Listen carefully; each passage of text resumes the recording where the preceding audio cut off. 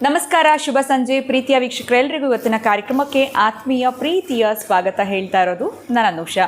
ನಮ್ಮ ಚಾನೆಲ್ನ ಇದೇ ಫಸ್ಟ್ ಟೈಮ್ ನೋಡ್ತಾ ಇರೋದು ಅಂದರೆ ಈಗಲೇ ಸಬ್ಸ್ಕ್ರೈಬ್ ಮಾಡಿ, ನಮ್ಮ ವೀಡಿಯೋಸ್ನ ಲೈಕ್ ಮಾಡಿ. ಕಾರ್ಯಕ್ರಮದಲ್ಲಿ ನಮ್ಮ ಜೊತೆ ಇದ್ದಾರೆ ಸ್ಪಿರಿಚುವಲ್ ಗುರು ಡಾಕ್ಟರ್ ವಿಷ್ಣುದತ್ತ ಗುರುಜಿಯವರು. ಗುರುಗಳನ್ನ ಕಾರ್ಯಕ್ರಮಕ್ಕೆ ಬರ್ಮಾಡ್ಕೊಳ್ಳೋಣ. ನಮಸ್ತೆ ಗುರುಗಳೇ, ಕಾರ್ಯಕ್ರಮಕ್ಕೆ ಆತ್ಮೀಯ ಸ್ವಾಗತ. ಗುರುಗಳ ಇವತ್ತಿನ ಪ್ರಶ್ನೆ ಏನು ಅಂತಂದರೆ, ತುಂಬ ಜನಕ್ಕೆ ಏನೋ ಒಂದು ಮನೆಯಲ್ಲಿ ನೆಮ್ಮದಿ ಇಲ್ಲ ಅಥವಾ ಶಾಂತಿ ಇಲ್ಲ ಅಂತಂದಾಗ ಹೋಮ ಹವನಗಳು, ಕ್ಷೇತ್ರಗಳಿಗೆ ಭೇಟಿ ನೀಡೋಕ್ಕೆ ಹೇಳ್ತಾರೆ, ಅಥವಾ ವಾಸ್ತು ರೀತಿಯಾಗಿರುವಂಥ ಬದಲಾವಣೆಗಳು ಮಾಡಿಸ್ಕೊಳ್ಳಿ ಅಥವಾ ವಾಸ್ತು ಹೋಮ ಮಾಡಿಸ್ಕೊಳ್ಳಿ ಅಂತ, ಅದರಿಂದ ಪರಿಹಾರ ಸಿಕ್ಕತ್ತೆ ಅಂತ. ಆದರೆ ಅಷ್ಟೊಂದು ಹಣ ಖರ್ಚು ಮಾಡಿ ಮಾಡಿಸ್ಕೊಳ್ಳೋದಕ್ಕಾಗೋದಿಲ್ಲ, ಅಥವಾ ಮಾಡಿಸ್ಕೊಂಡ್ರೂ ಸಿಗುತ್ತೋ ಇಲ್ವೋ ಅನ್ನೋದು ಕ್ವಶನ್ ಮಾರ್ಕಲ್ಲಿ ನಾವು ಇರ್ತೀವಿ ಅಂತ ಹೇಳ್ಬೋದು. ಅದನ್ನೇ ಸರಳ ರೀತಿಯಲ್ಲಿ ಆ ಮನೆಯಲ್ಲಿ ಆ ಹೋಮಗಳನ್ನ ಮಾಡದೆ ನಮಗೆ ಪರಿಹಾರ ಸಿಗಬೇಕು ಅಂತಂದರೆ, ಆ ಒಂದು ಶಾಂತಿ ನೆಮ್ಮದಿಯಾಗಿ ಇರಬೇಕು ಮನೆ ಅಂತಂದರೆ ನಾವು ಏನು ಮಾಡಬೇಕಾಗತ್ತೆ ಗುರುಗಳು? ಇದ್ರ ಬಗ್ಗೆ ತಿಳಿಸ್ಕೊಡಿ. ಓಂ ವಿಶ್ವಸ್ಮೈ ನಮಃ. ಪ್ರೀತಿಯ ಬಂಧುಗಳೇ, ಯಾರಾದರೂ ಮಾಡಬೇಕು ಅಂತ ಹೇಳಿದ್ದರೆ ಅವರ ಸ್ಥಿತಿಗತಿಗಳನ್ನು ಗಮನಿಸಿ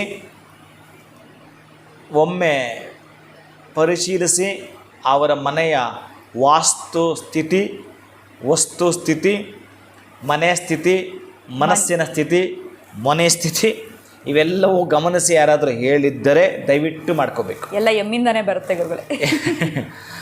ಮಾಡ್ಕೊಳ್ಳೇಬೇಕು ಅವರು, ಇದರಲ್ಲಿ ಆಪ್ಷನ್ನೇ ಇಲ್ಲ. ಈಗ ನೋಡಿ, ಕೆಲವರು ರಾಜಕೀಯದ ಸಂದರ್ಭದಲ್ಲಿ MLA ಆಗಬೇಕು ಅಂತಂದಾಗ ಅದಕ್ಕೆ ಎಷ್ಟು ಬೇಕಾದರೂ ಖರ್ಚು ಮಾಡ್ತಾರೆ, ಹೇಗೆ ಬೇಕಾದರೂ ಮಾಡ್ತಾರೆ.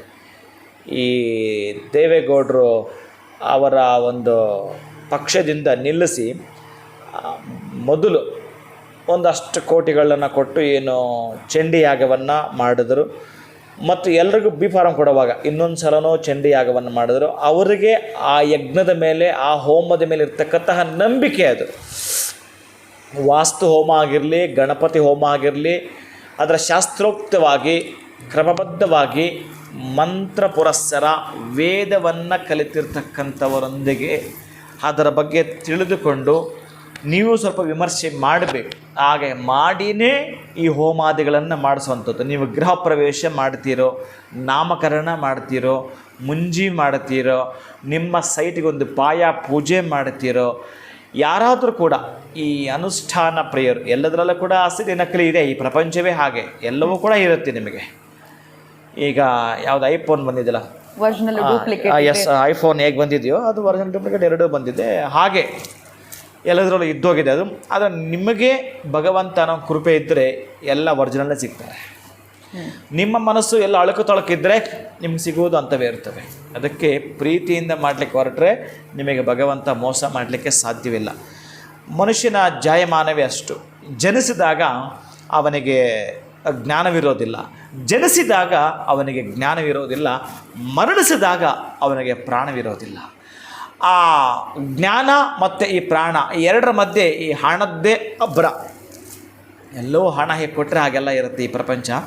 ಅದಕ್ಕೆ ನೀವು ಇಲ್ಲಿ ಸ್ವಲ್ಪ ಹೆಚ್ಚಿಸ್ಕೋಬೇಕು, ನಿಮ್ಮನ್ನು ನೀವು ಮೆಚ್ಚಿಸ್ಕೋಬೇಕು, ಅದು ನನಗೆ ಗೊತ್ತಿಲ್ಲ.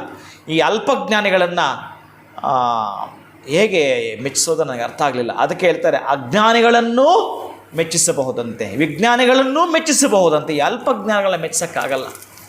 ಅದಕ್ಕೆ ಮೂರ್ಖರ ಜೊತೆ ವಾದ ಮಾಡಬೇಡ ಅಂತಲೂ ಕೂಡ ಹೇಳುತ್ತಾರೆ, ಮೌನವಾಗಿದ್ದು ಬಿಡು ಅಂತಲೂ ಹೇಳುತ್ತಾರೆ. ಒಂದು ಸಬ್ಜೆಕ್ಟ್ ಅಂತ ಬಂದಾಗ ನೀವೇನು ಮಾಡ್ತೀರಿ ಗೊತ್ತೇನೋ, ತುಂಬ ಪ್ರಸಿದ್ಧಿ ಆಗಿರೋ ಹತ್ರ ಹೋಗ್ತೀರಿ, ತುಂಬ ಪಾಪ್ಯುಲಾರಿಟಿ ಆಗಿರೋಂಥವ್ರ ಹತ್ರ ಹೋಗ್ತೀರಿ. ಬದನೆಕಾಯಿಗಳು ಅಲ್ಲಿಲ್ಲ ಅಂತ ನಿಮಗೆ ಗೊತ್ತಿರಲ್ಲ. ಬಟ್ ನಾನು ಪಾಪ್ಯುಲಾರಿಟಿ ಆಗಲಿಲ್ಲ ಅದಕ್ಕೆ ಇದು ಕೇಳ್ತಾ ಅಂತ ಅನ್ಕೋಬೇಡಿ. ಅದಕ್ಕೆ ನಾನು ಹೇಳಿದ್ದು, ಎಷ್ಟು ಮಾಧ್ಯಮಗಳಲ್ಲಿ ಎಲ್ಲರೂ ಬರ್ತಿದ್ದಾರೆ, ಒಂದು ಕಡೆ ಸ್ಟೇಜ್ ಮಾಡಿ ಎಲ್ಲರೂ ಅಲ್ಲಿ ಬಂದು ಅವರವರದನ್ನು ಕರಾರು ವಾಕ್ ಅಲ್ಲಿ ಪ್ರಚುರಪಡಿಸಿದಾಗ ನಾನು ಒಟ್ಟು ಕೊಟ್ಕೊಳ್ಳೋದಲ್ಲ, ನಾನು ಮಹಾ ಮೇಧಾವಿ ಅಂತಲ್ಲ, ನನ್ನನ್ನು ಬಿಟ್ಟುಬಿಡಿ. ಇಲ್ಲಿ ನಾನು ಕೇಳ್ತಿರ್ತಕ್ಕಂತಹದ್ದು ನಿಮಗೆ ಇಷ್ಟೇ.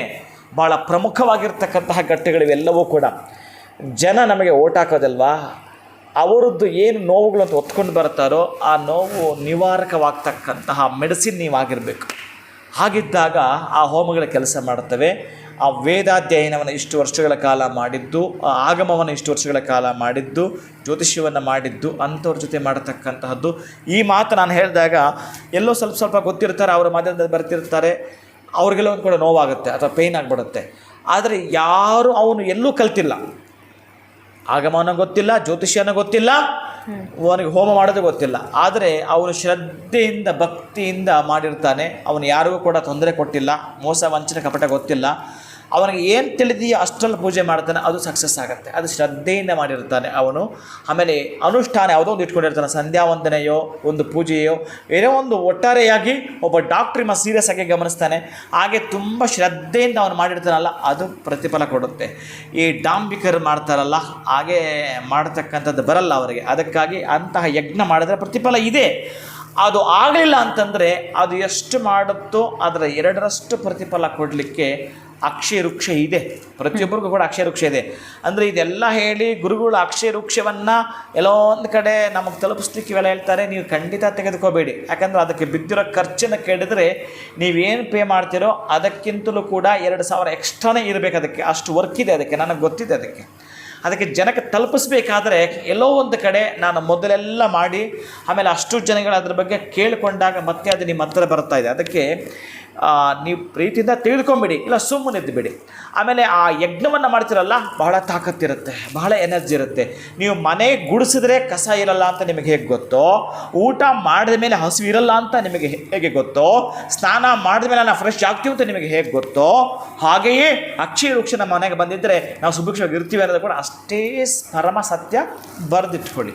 ಯಜ್ಞ ಯಾಗಾದಿಗಳು ಮಾಡಿ ಒಂದಷ್ಟು ಜನಕ್ಕೆ ಊಟ ಹಾಕಿ ಅವೆಲ್ಲ ಮಾಡೋಕ್ಕೆ ನಮಗೆ ಆಗ್ತಾ ಇಲ್ಲ ಗುರುಗಳು. ಯಾರೋ ಹೇಳಿದರೆ ನಿಜ, ವಾಸ್ತುದೋಷ ಇದೆ ಅಂತ ನಮ್ಮ ಕೈಲಿ ಆಗ್ತಾ ಇಲ್ಲ ಮಾಡಲಿಕ್ಕೆ.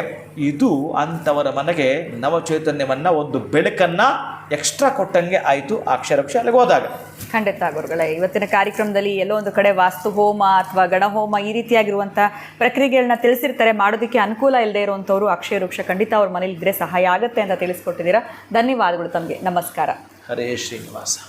ನೀವು ಕೂಡ ಅಕ್ಷಯ ವೃಕ್ಷವನ್ನು ನಿಮ್ಮ ಮನೆಗೆ ಬರಮಾಡ್ಕೊಳ್ಬೇಕು ಅಂತಂದರೆ ಪ್ರೀತಿಯಿಂದ ಬರಮಾಡ್ಕೊಳ್ಬೇಕಾಗತ್ತೆ. ಯಾವುದೇ ರೀತಿಯಾಗಿರುವಂತಹ ಬಲವಂತಗಳಿರೋದಿಲ್ಲ.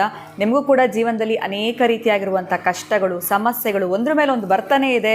ಎಲ್ಲೋ ಒಂದು ಕಡೆ ಯಾವುದೇ ಕೆಲಸಕ್ಕೆ ನಾವು ಕೈ ಹಾಕಿದ್ರೂ ಕೂಡ ಒಳತನ್ನು ಕಾಣ್ತಾ ಇಲ್ಲ, ಯಶಸ್ಸು ನಮ್ದು ಆಗ್ತಾ ಇಲ್ಲ ಅಂತಂದರೆ ಖಂಡಿತವಾಗ್ಲೂ ಅಕ್ಷಯ ವೃಕ್ಷ ನಿಮ್ಮ ಬಳಿ ಇದ್ದರೆ ನಿಮ್ಮ ಮಾಡುವಂಥ ಪ್ರತಿಯೊಂದು ಕೆಲಸದಲ್ಲಿ ಕೂಡ ನೀವು ಯಶಸ್ಸನ್ನ ಕಾಣ್ತೀರಾ ಅಂತ ಹೇಳ್ತಾ ಇವತ್ತಿನ ವಿಡಿಯೋನ ಮುಗಿಸುವಂಥ ಸಮಯ ಆಗಿದೆ. ಮತ್ತೊಂದು ಹೊಸ ವಿಡಿಯೋನಲ್ಲಿ ತಮ್ಮನ್ನು ಭೇಟಿ ಮಾಡ್ತೀನಿ. ನಮಸ್ಕಾರ.